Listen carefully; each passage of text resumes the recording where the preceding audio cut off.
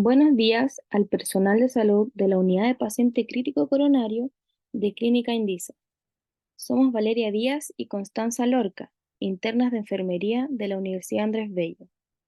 En la siguiente cápsula educativa hablaremos sobre la prevención de infecciones asociadas a hospitalización en la Unidad de Paciente Crítico Coronario de Clínica Indisa.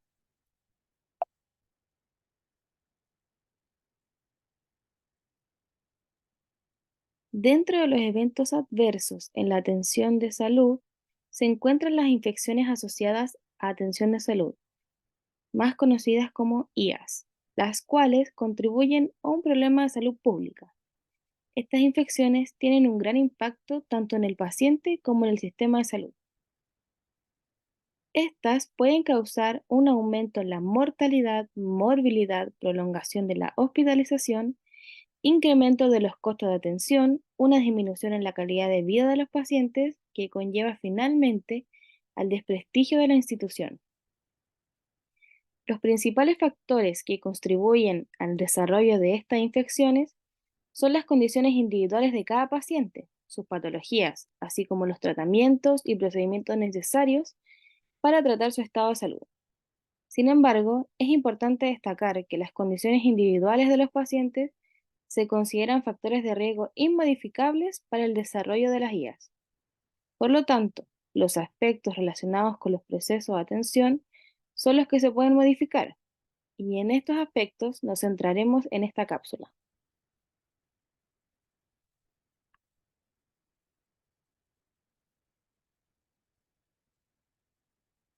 Según el informe epidemiológico correspondiente al segundo trimestre de 2023, reveló un preocupante aumento en las tasas de infecciones asociadas a la atención de salud, en comparación con el primer y segundo trimestre de este año y los años anteriores, ya sean 2020, 2021 y 2022.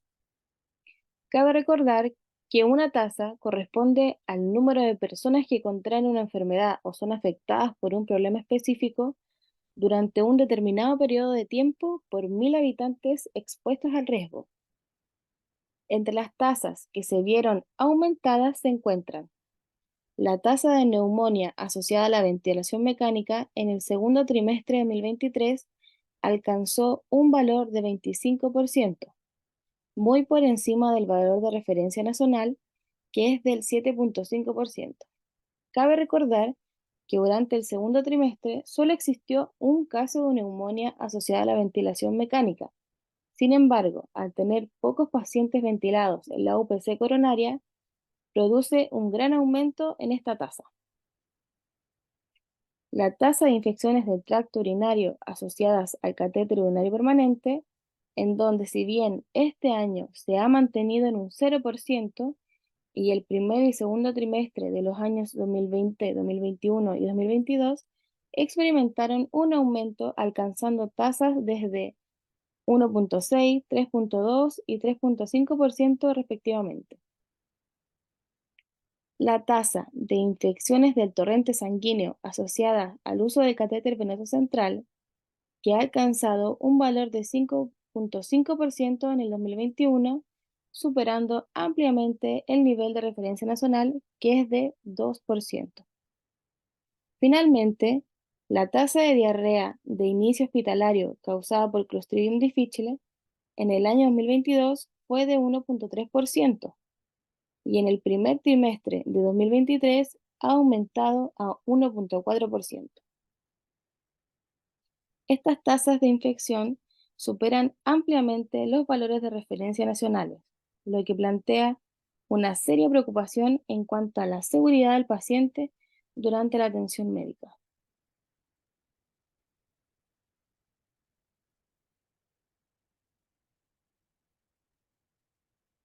Ante esta preocupante situación, tenemos como principal objetivo contribuir a la reducción de las tasas de infecciones asociadas a la atención de salud en pacientes hospitalizados en la unidad de paciente crítico coronario de Clínica Indisa.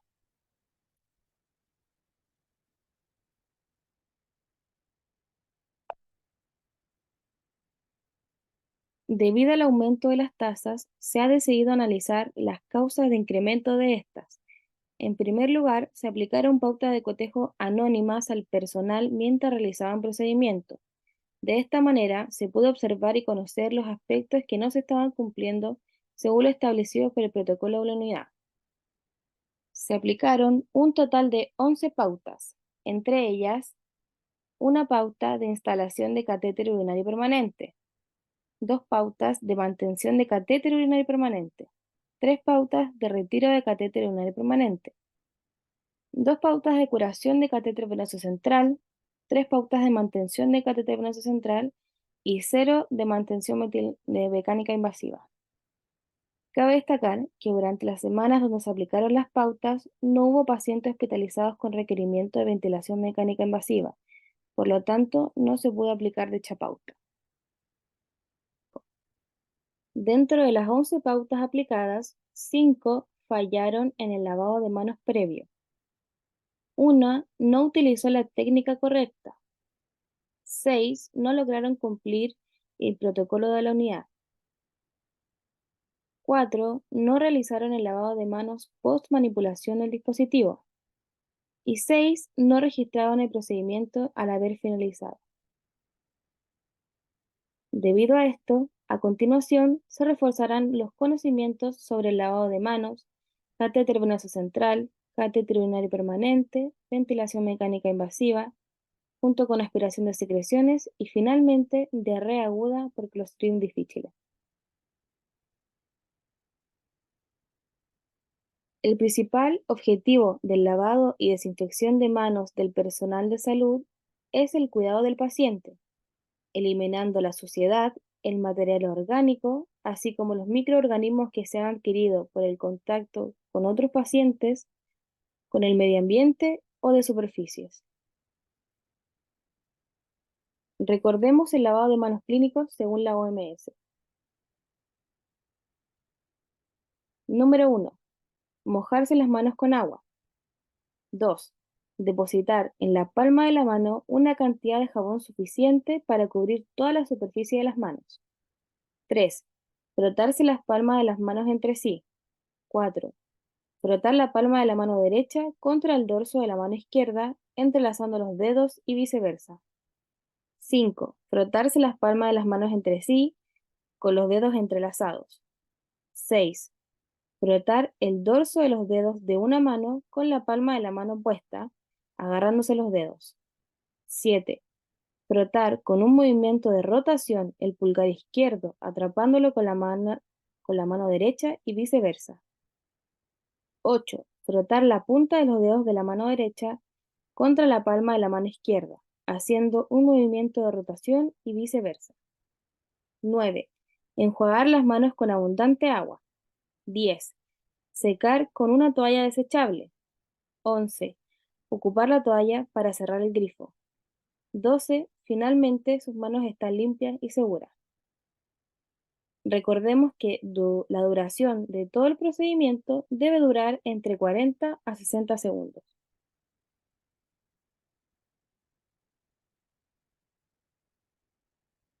El catéter venoso central es un dispositivo de acceso vascular que se inserta a través de un acceso venoso, tal como la vena yugular, subclavia, femoral u otro acceso venoso de las extremidades superiores.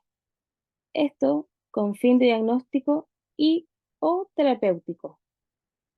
La incorrecta manipulación puede generar una infección del torrente sanguíneo, que es la condición médica grave, donde microorganismos patógenos como bacterias, virus u hongos ingresan al torrente sanguíneo y se propagan a través de él. Es importante recordar cuál es el correcto uso de los lúmenes del catéter venoso central. El lumen distal se utiliza para la monitorización de la PVC, medicación a alto flujo y elevada densidad, transfusiones y hemoderivados. El lumen medial se utiliza para la nutrición parenteral con un lumen exclusivo. Y si no hay nutrición parenteral, se puede utilizar para drogas vasoactivas y quimioterapia. El lumen proximal se utiliza para la administración de soluciones hidratantes, administración de medicamentos en bolo, extracción de sangre, transfusión de sangre y hemoderivados. Cuidados en la mantención del catéter venoso central. Realizar higiene de manos antes y después de manipular el CVC. Utilizar guantes de procedimiento al manipular.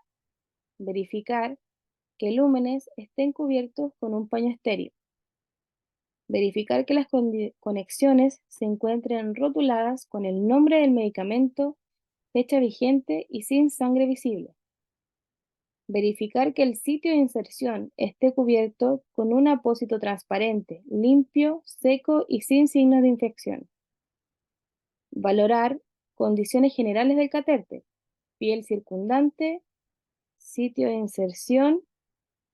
Antes de manipular un lumen, debemos desinfectar con alcohol por medio de fricción la conexión por al menos 15 segundos. Realizar lavado por arrastre con suero fisiológico con modo push-top. Verificar que los lúmenes sin uso estén clampeados o con tapas antirreflujo. Realizar curación con técnica estéril cuando sea estrictamente necesario.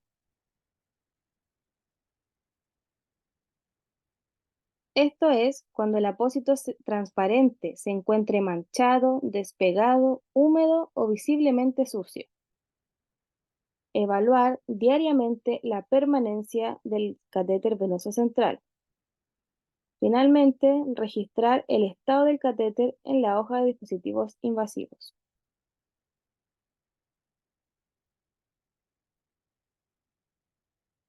Cuidados de enfermería en la curación del catéter venoso central.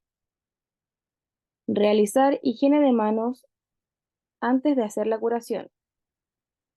Reunir todos los materiales necesarios para la curación y dejarlos ordenados respetando la esterilidad. Explicar el procedimiento a realizar al paciente.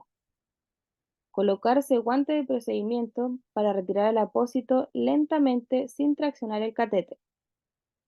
Utilizar guantes estériles y mantener la esterilidad en todo momento. Evaluar el sitio de inserción e indemnidad de la piel. Limpiar con suero fisiológico el sitio de inserción del catéter.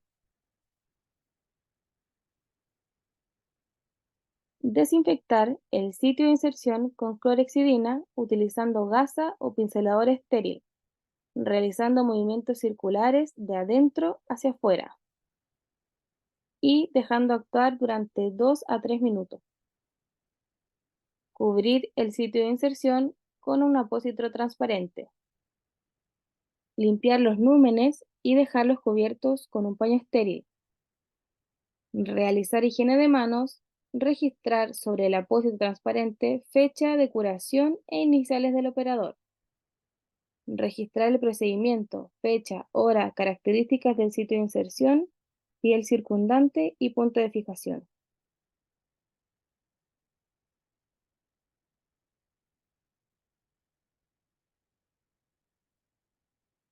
Catéter urinario permanente. Es la instalación de una sonda Foley a través de la uretra hasta la vejiga, quedando fija por medio del balón inflable y se mantiene por un periodo de tiempo.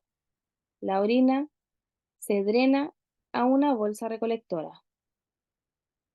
La sonda urinaria es un tubo de drenaje que transporta la orina desde la vejiga hacia afuera del cuerpo cuando la persona no es capaz de vaciar la vejiga de manera independiente. Esto se realiza con una técnica aséptica.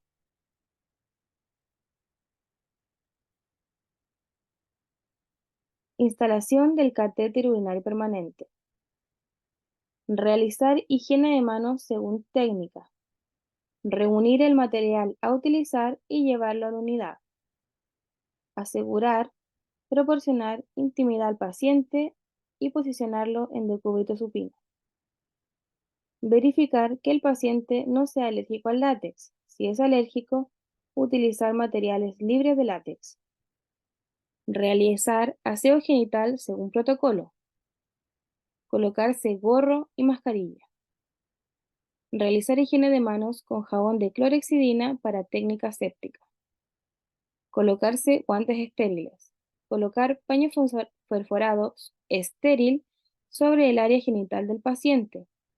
Colocar el riñón estéril sobre el campo perforado con el paño estéril.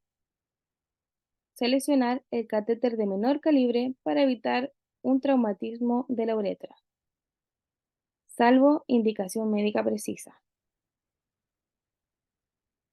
Comprobar la indemnidad del balón de la sonda con aire o agua bidestilada. Lubricar el extremo a introducir al meato con suero fisiológico.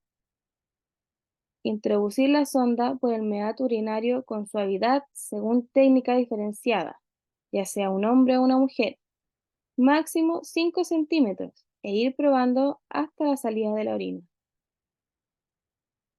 Inflar el balón de la sonda con agua bidestilada, según la cantidad indicada por el fabricante. Conectar la sonda al recolector de orina. Traccionar suavemente la sonda hasta sentir leve resistencia. Fijar la sonda al muslo del paciente. Verificar la permeabilidad del recorrido, evitando acodamientos de la bolsa recolectora o la sonda. Fijar la bolsa recolectora bajo el nivel de la vejiga y sobre 10 centímetros del piso. Retirar los guantes e higienizar sus manos según técnica. Colocar fecha de instalación de la sonda sobre la fijación y colocar fecha de instalación de la bolsa recolectora. Finalmente, registrar el procedimiento en la hoja de dispositivos invasivos, mencionando el número del lumen de la sonda instalada, la fecha de instalación, cantidad y características de la orina drenada. Mantención del catéter urinario permanente. Mantener la bolsa recolectora bajo el nivel de la vejiga, independiente de la posición del paciente y durante todo el tiempo que el circuito permanezca instalado. Mantener el circuito permeable, evitando acodamientos. Mantener siempre el cup con fijación al muslo. Cambiar el lugar de la fijación de una pierna a otra cada 12 horas. Realizar aseo genital cada 8 horas. Registrar el plan de cuidados del aseo genital. Verificar que el CAP y el sistema recolector siempre se encuentren como circuito cerrado. Esto quiere decir permeable. Realizar el cambio del circuito cuando la bolsa recolectora presente sarro en sus paredes, filtraciones, contaminación por mal funcionamiento, entre otros. La bolsa se debe encontrar a 10 centímetros sobre el suelo. Evaluar diariamente la permanencia de la sonda. Registrar el procedimiento realizado en la ficha del paciente y en la hoja de dispositivos invasivos.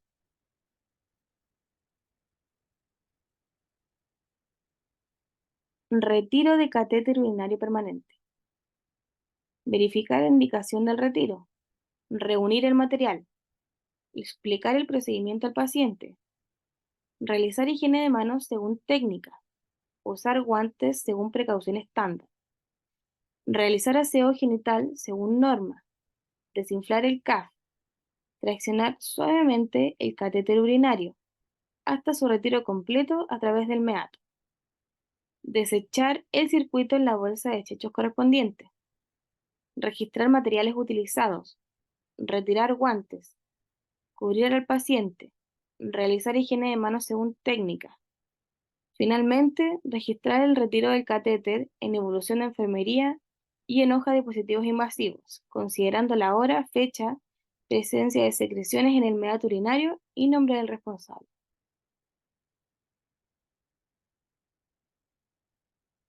Ventilación mecánica invasiva.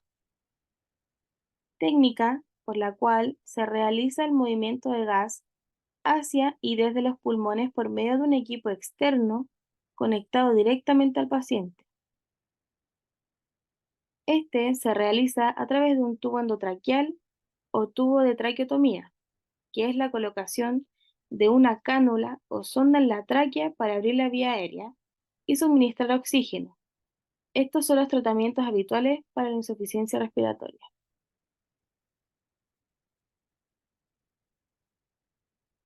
Mantención de la ventilación mecánica invasiva.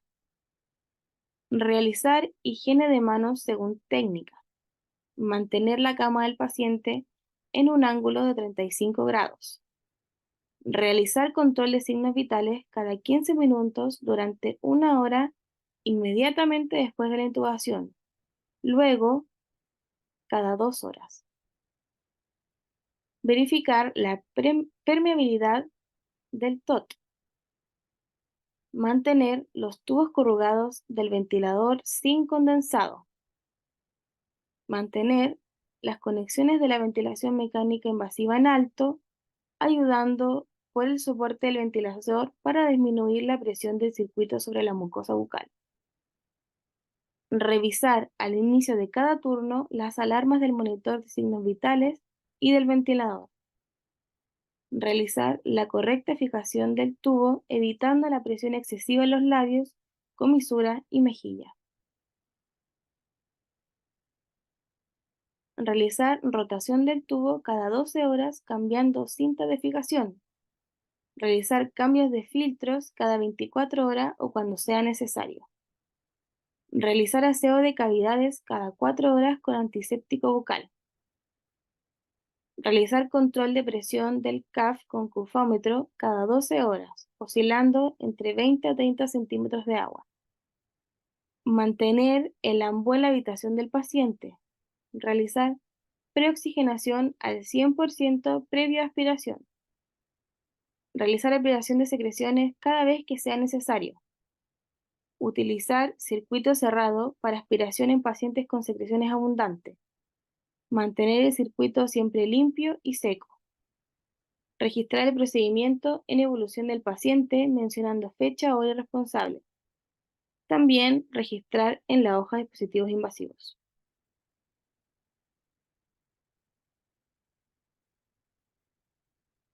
Aspiración de secreciones con circuito cerrado en la ventilación mecánica invasiva. Realizar higiene de manos según técnica. Explicar el procedimiento al paciente. Realizar aspiración de receso subglótico y boca previa aspiración. El circuito cerrado de aspiración se encuentra directamente conectado al tubo. Verificar que la sonda permanezca conectada siempre a la red de aspiración y con su válvula cerrada. Realizar higiene de manos según técnica.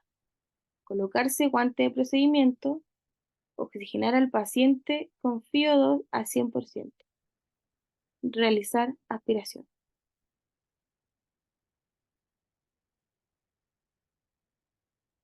Lavar la sonda a través de su conexión con una jeringa con suero fisiológico posterior a la aspiración. Dejar la válvula cerrada. Realizar aspiración de receso subglótico y cavidad bucal con sonda tradicional. Retirar guante de procedimiento. Revisar el CAF y la fijación del tubo. Realizar higiene de manos según técnica y registrar el procedimiento en la ficha clínica.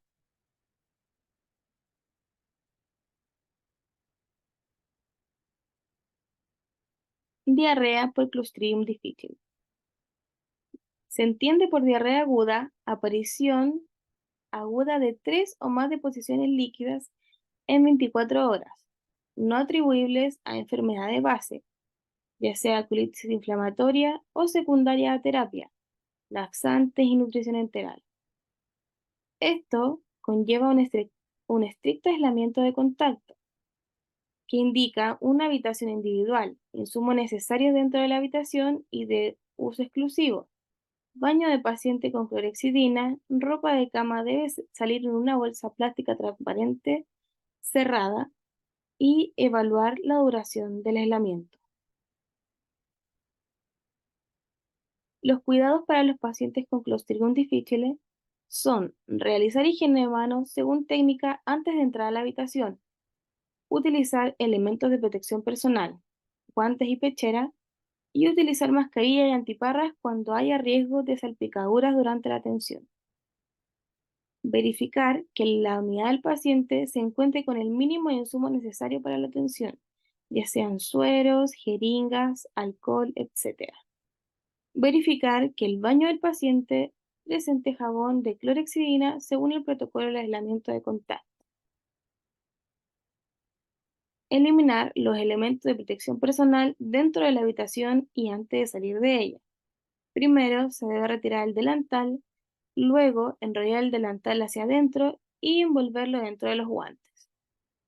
Realizar higiene de manos según técnica antes y después de que tenga contacto con el paciente o la unidad. Verificar que elementos como vajilla salgan de la unidad en bolsas cerradas. Y verificar que la ropa de cama salga del aislamiento en bolsas transparentes cerradas hacia la lavandería.